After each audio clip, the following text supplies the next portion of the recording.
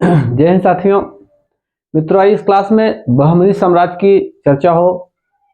साथियों, यह वह समय अवधि या बहमनी साम्राज्य की स्थापना उस समय हुई जब दिल्ली सल्तनत पर मोहम्मद बिन तुगलक का शासन था। यानी उस समय दिल्ली सल्तनत अपने विकास के चरम पे था, दिल्ली सल्तनत का विकास अपने उत्कर्ष पे था। उसी समय वहां से यानी मोहम्मद बिन तुगलक के शासनकाल में वहां उनके जो सेनानायक के रूप में थे, ये दक्षिण भारत आकर विजयनगर साम्राज्य की स्थापना की और दक्षिण भारत आकर बहमनी साम्राज्य की स्थापना की। आइए इस क्लास में हम उसी बहमनी साम्राज्य की चर्चा हो और जहां से हम उन्हीं बिंदुओं पर ज्यादा फोकस किए हैं जहां से परीक्षा के सिस्टम में प्रश्न फंसते हैं। तो मित्रों, आइए बहमनी साम्राज्य की बहमनी साम्राज्य पर एक छोटा सा क्लास उसको समझा जाए, देखा जाए। देखिए 1347 में, ध्यान देंगे, 1347 में जफर खां ने बहमनी साम्राज्य की नींव रखी। 1347 में जफर खां ने बहमनी साम्राज्य की नींव रखी।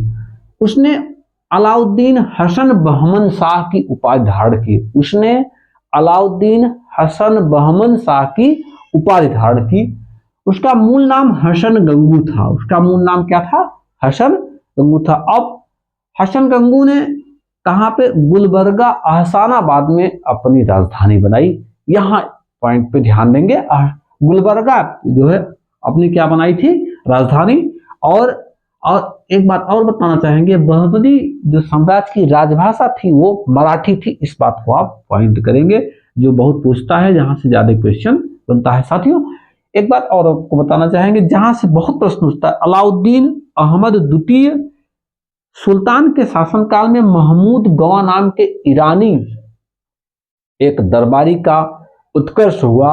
वो प्रधानमंत्री पद तक पहुंचता था, बहुत ही शक्तिशाली व्यक्ति था महमूद गवा। आगे आपको हुमायूं के बारे में चर्चा करेंगे। बहमनी शासक हुमायूं को दक्कन का नीरो कहा जाता है, उसे जालिम भी कहा जाता है। महमूद गवा को उसने प्रधानमंत्री बनाया। बाद में 1482 में महमूद गवा को फांसी दे दी गई और मित्रों, राजद्रोह के मुकदमे में महमूद गवा को फांसी दे दी गई। ये बहमनी साम्राज्य का एक उत्कर्ष का समय था। उसके बाद अचानक हुआ क्या साथियों कि बहमनी साम्राज्य इतना बड़ा हो गया कि उसमें फूट पड़ना एक स्वाभाविक बात थी। बहमनी साम्राज्य कई राज्यों में टूटा। हम उसी की चर्चा करेंगे। 5 सल्तनतों में बहमनी सल्तनत 5 सल्तनत में टूटा। इनमें आपको बताना चाहेंगे कुतुब शाही गोलकुंडा, बीदर बरीद शाही, बरार एलिचपुर इमाद शाही, निजाम शाही अहमदनगर और आदिल शाही बीजापुर। ये 5 सल्तनतों की चर्चा हो जाए, एक एक करके आपको बता देंगे जहां से ज्यादा क्वेश्चन पुटअप होता है।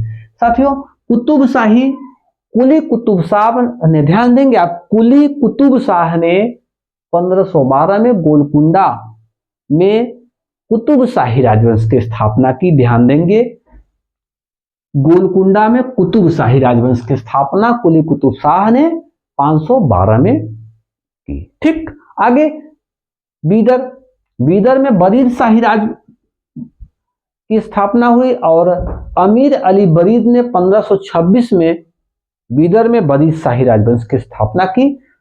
अब आइए बरार में इमाद शाही राजवंश की स्थापना हुई। एलिचपुर के आसपास इनका साम्राज्य था। फतह उल्लाह इमाद शाह ने 1484 में बरार में इमाद शाही राजवंश की स्थापना की। साथियों, निजाम शाही अहमदनगर में निजाम शाही राजवंश की स्थापना हुई। 1450 में मलिक अहमद ने जो है निजाम शाही राजवंश की स्थापना की।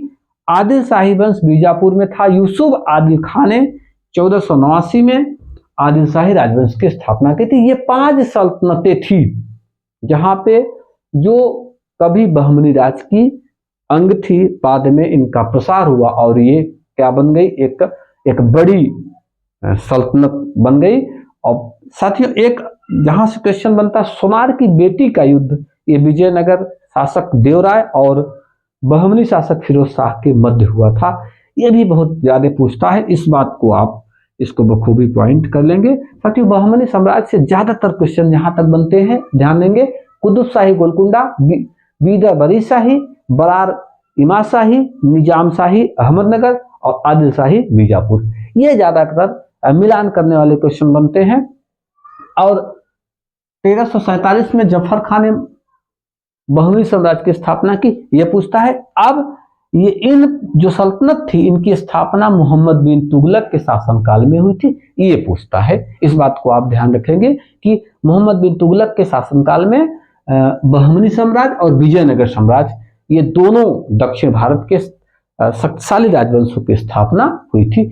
तो यहां से क्वेश्चन बनते हैं, इसको आप अध्ययन करेंगे, इसको देखेंगे। जय हिंद साथियों।